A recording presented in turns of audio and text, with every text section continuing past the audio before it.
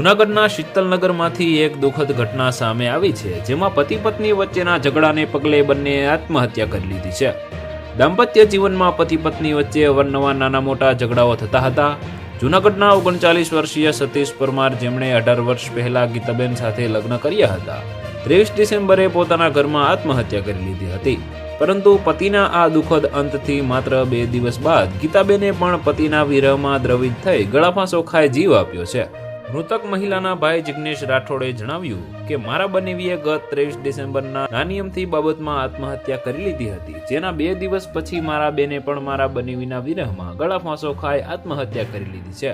મારા બેન અને બનેવીએ બંને આત્મહત્યા કરી, પણ એમને તેમના 2 બાળકોનું પણ ના વિચાર્યું। બંને બાળકો પોતાના માતા પિતા ગુમાવ્યા છે। સતીશના ભાઈ કેતન પરમારે આ ઘટનાઓ પર દુઃખ વ્યક્ત કરતા જણાવ્યું છે, આજે મારા ભાઈ ભાભીની સગાઈની તારીખ હતી, જે તેમણે અંતિમ દિવસ તરીકે પસંદ કરી છે।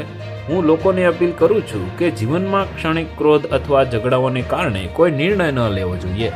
તો વધુ માહિતી મેળવવા માટે ચેનલ સાથે જોડાયેલા રહો। વિડીયો પસંદ આવે તો લાઈક કરી દેજો, ચેનલમાં નવા છો તો સબસ્ક્રાઇબ કરી દેજો।